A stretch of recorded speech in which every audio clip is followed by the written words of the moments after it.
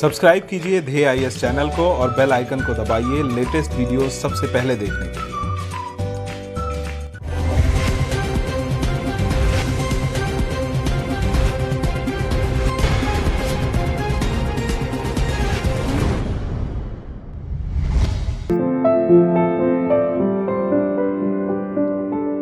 हाल ही में केंद्र सरकार ने सांसद बृजभूषण शरण सिंह की अध्यक्षता में महाराजा अनंगपाल द्वितीय स्मृति समिति का गठन किया है।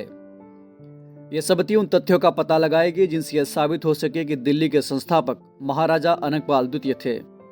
साथ ही यह समिति दिल्ली एयरपोर्ट पर अनंगपाल द्वितीय की मूर्ति का निर्माण और इनको समर्पित एक संग्रहालय के निर्माण का भी काम देखेगी। डीएनएस में आज हम आपको अनंगपाल द्वितीय के बारे में बताएंगे और समझेंगे कि आखिर दिल्ली से उनका किस तरह का जुड़ाव रहा था। अनंगपाल द्वितीय, जिन्हें अनंगपाल तोमर के नाम से भी जाना जाता है, तोमर वंश के राजा थे। तोमर वंश ने 8वीं से 12वीं शताब्दी के बीच मौजूदा दिल्ली और हरियाणा के कुछ हिस्सों पर शासन किया था। इस वंश की स्थापना 8वीं शताब्दी में अनंगपाल प्रथम ने की थी। उस वक्त इसकी राजधानी अनंगपुर हुआ करती थी। ये इलाका आज के फरीदाबाद के पास मौजूद है। इसके बाद तोमर वंश की राजधानियां कई बार बदली। इस वंश के 16वें शासक अनंगपाल द्वितीय के शासनकाल में इसकी राजधानी ढिल्लिकापुरी बताई जाती है। ऐसी मान्यता है कि यह ढिल्लिकापुरी ही आगे चलकर दिल्ली बनी। इस तरह कई विद्वानों का मानना है कि दिल्ली की स्थापना मुगलों ने नहीं बल्कि अनंगपाल तोमर ने की है। हालांकि कुछ विद्वानों का मत इससे अलग है। ऐसे में इस बारे में निश्चित तौर पर कुछ कह पाना मुश्किल है। साल 1992 से 1995 के दौरान लाल कोट और दक्षिणी दिल्ली में मौजूद अनंगताल में हुई खुदाई से पता चलता है कि इन सब का निर्माण अनंगपाल द्वितीय द्वारा करवाया गया था।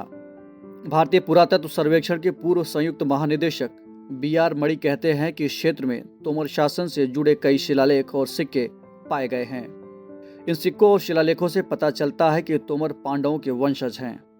अनंगपाल द्वितीय के बाद उनके पोते पृथ्वीराज चौहान ने उनकी सत्ता संभाली थी।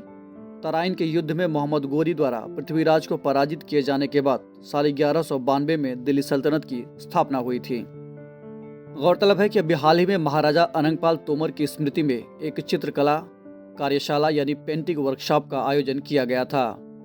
महाराजा अनंगपाल तोमर पर यह 2 दिवसीय वर्कशॉप राष्ट्रीय स्मारक प्राधिकरण यानी नेशनल मॉन्यूमेंट्स अथॉरिटी ने आयोजित करवाई थी। भारत के राष्ट्रपति श्री रामनाथ कोविंद ने इस कार्यशाला की काफी तारीफ की थी। राष्ट्रीय स्मारक प्राधिकरण के बारे में आपको बताएं तो इसे भारत की धरोहरों और स्मारकों की देखभाल के लिए बनाया गया है। ये संस्कृति मंत्रालय के तहत काम करती है। इसके चेयरपर्सन की नियुक्ति राष्ट्रपति द्वारा की जाती है।